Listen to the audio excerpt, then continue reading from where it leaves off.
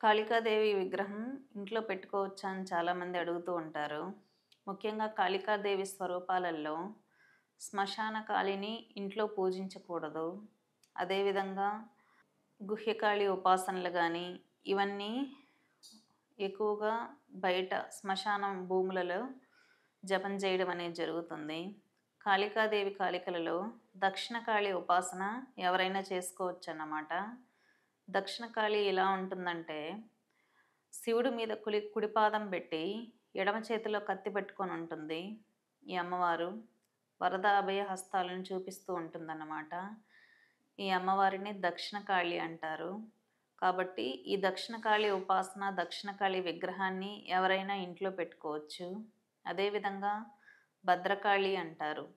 భద్రకాళి అంటే మంచిని ఇచ్చేటటువంటి దేవత, మంచివారిని కాపాడేటటువంటి రక్షణ దేవత అని అర్థం. కేరళలో ఎక్కువ మందికి కులదేవతగా భద్రకాళి ఉంటుంది.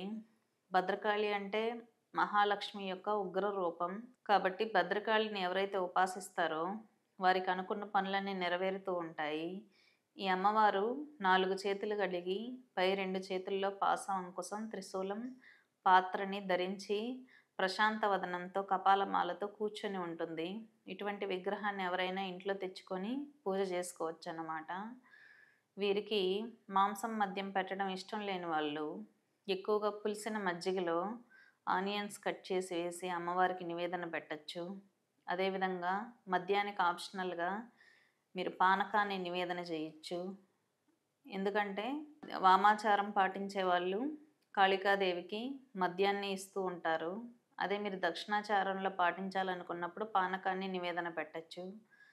దేవతకి మాంసం పెట్టడం ఇష్టం లేని వాళ్ళు గారెలు, మినపప్పుతో చేసినటువంటి గారెలు మాంసానికి ఆప్షనల్ అన్నమాట. కాబట్టి గారెలని కాళీకి, కాలభైరవుడికి ప్రసాదంగా పెట్టచ్చు. అదేవిధంగా కాలభైరవుడికి గారెల మాల కుట్టి కాలభైరవుడి విగ్రహానికి కూడా మెడలో వేయచ్చు అన్నమాట. ఇది చాలా ఇష్టం ఆయనకి. కాబట్టి మాంసం పెట్టడం ఇష్టం లేని వాళ్ళు గారెల మాలను సమర్పించండి. అలాగే యోగిని దేవతలకి మజ్జిగలో నిమ్మరసంలో అల్లం ముక్కలు వేసి దేవతకి నివేదన చేస్తూ ఉంటారు. అంటే మీరు యోగిని శక్తులు అంటే గ్రామదేవతలు, గ్రామదేవతల దగ్గరికి వెళ్ళినప్పుడు నిమ్మరసంలో అల్లం ముక్కలేసి ప్రసాదం నివేదన చేయొచ్చన్నమాట. ఎక్కువగా వామాచారం పాటించే వాళ్ళు గ్రామదేవతలకి కళ్ళు అనేది నివేదన చేస్తూ ఉంటారు. ఈత కళ్ళు, తాటి కళ్ళుని నివేదన చేస్తారు. అలా చేయడం ఇష్టం లేని వాళ్ళు నిమ్మరసంలో అల్లం ముక్కలేసి గ్రామదేవతలకి నివేదన పెట్టచ్చు అన్నమాట. ముఖ్యంగా కొంతమంది గ్రామదేవతలకి, ఉగ్రదేవతలకి కోడిని బలిస్తూ ఉంటారు. కోడిని బలి ఇవ్వడం ఇష్టం లేని వాళ్ళు నిమ్మకాయలని బలి ఇవ్వచ్చు అన్నమాట. కోడికి ఆప్షనల్గా నిమ్మకాయ బలి అనేది ఇవ్వడం జరుగుతుంది. అదేవిధంగా గ్రామదేవతలకు కొంతమంది మేకలను బలిస్తూ ఉంటారు. మేకలను బలి ఇవ్వడం ఇష్టం లేని వాళ్ళు బూడిద గుమ్మడికాయని బలి ఇవ్వడం చాలా ఉత్తమమైనటువంటి ప్రక్రియ. బలులు నిషేధించబడినటువంటి కొంతమంది గ్రామదేవత గుళ్ళు ఉన్నాయి. అక్కడ మీరు బూడిద గుమ్మడికాయని నివేదన చేయొచ్చు. అదేవిధంగా కొంతమంది కొన్ని పెద్ద పెద్ద టెంపుల్స్లో దున్నపోతను బలిచ్చే ఆచారం ఉంటుంది. అలా దున్నపోతను బలి ఇవ్వడం ఇష్టం లేని వాళ్ళు కూరలల్లో వండే గుమ్మడికాయని, స్వీట్ గుమ్మడికాయని బలి ఇవ్వడం అనేది చాలా ముఖ్యం అన్నమాట. మీరు చండీ హోమాలు జరిగేటప్పుడు కూడా ఈ కూరలలో వండే గుమ్మడికాయని చండీ హోమంలో కూడా ఉపయోగించడం జరుగుతుంది. ఈ విధంగా రక్త బలులకు ఆప్షనల్గా బలి ఇవ్వడం ఇష్టం లేని వాళ్ళు నిమ్మకాయని, కొబ్బరికాయని, గుమ్మడికాయని బలి ఇవ్వడం ఉత్తమం. అదేవిధంగా మద్యంని, కళ్ళుని నివేదన చేయడం ఇష్టం లేని వాళ్ళు పానకాన్ని, మజ్జిగని, పులిసినటువంటి మజ్జిగలో ఆనియన్స్ కట్ చేసి వేయడం, అదేవిధంగా నిమ్మరసంలో అల్లం వేసి దేవతలకి నివేదన చేయడం అనేది చాలా ఉత్తమమైన ప్రక్రియ.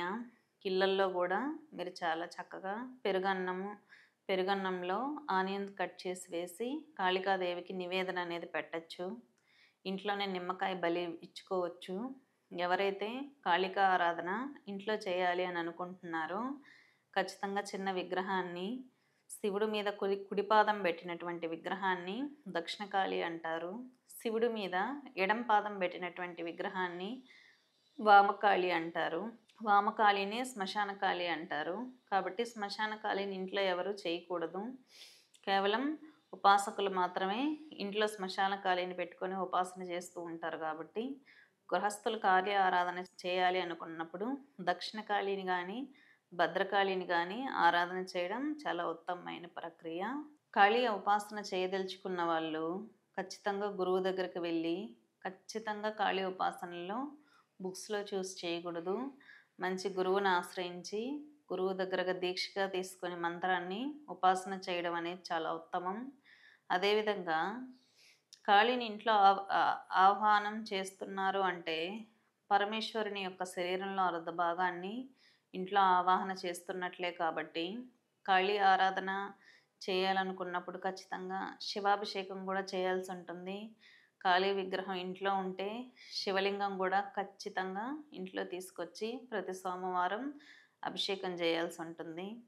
శివలింగానికి ఎక్కువగా మారేడు దళం జలంతో అభిషేకం, పంచామృత అభిషేకం, అలాగే ఉమ్మెత్త కాయలు అంటారు.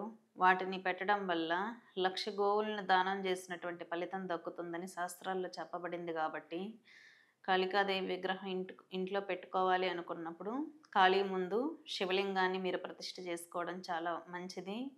ఈ విధంగా ఎవరైతే ఉపాసన చేస్తారో అన్బ్యాలెన్స్ అవ్వకుండా బ్యాలెన్స్డ్గా కాళీ ఉపాసన అనేది ముందుకు సాగుతుంది. కాళీ ఉపాసన ఎవరు చేస్తారో రక్షణ దేవతగా కాలభైరవుని కూడా ఉపాసన చేయాల్సి ఉంటుంది. ఎవరైనా గురువుని ఆశ్రయించినప్పుడు మొదటిగా గణపతి దీక్షిస్తారు, తర్వాత గురువుని, తర్వాత కాలభైరవుణ్ణి దీక్ష ఇచ్చి సిద్ధించుకున్న తర్వాత మాత్రమే కాళీ ఉపాసన అనేది ఇవ్వడం జరుగుతుంది. మీకు యోగ్యత ఉంటే డైరెక్ట్గా కాళీ మంత్రాన్ని ఉపాసన ఇస్తారు, లేదా సంపుటీకరణ చేసి ఇవ్వడం జరుగుతుంది. కాబట్టి బుక్స్లో చూసి జపాలు చేయడం కన్నా, దీక్షలు చేయడం కన్నా, పూజలు చేయడం కన్నా సరైన గురువుని ఆశ్రయించి దీక్ష తీసుకొని ఓ పద్ధతి ప్రకారం మంత్రం చేసినప్పుడు మాత్రమే మన శరీరం, మన మైండ్ అనేది బ్యాలెన్స్డ్గా ఉంటుంది. లేదు బుక్స్లో చూస్తే అన్బ్యాలెన్స్ అవుతాయి, ఫ్యామిలీలు నాశనం అవుతాయి. అది దేవత తప్పు కాదు, అది మీ తప్పే అవుతుంది. కాబట్టి సరైన శిక్షణ, సరైన గురువు అనేది తంత్రశాస్త్రంలో చాలా ముఖ్యం. కాబట్టి కాళీ ఉపాసనకి 100కి 1000% గురువు ఉండాలి. తప్పకుండా మీరు ఎవరైనా కాళీ ఉపాసన చేయొచ్చు, సక్సెస్ అవుతారు కూడా. స్వస్తి.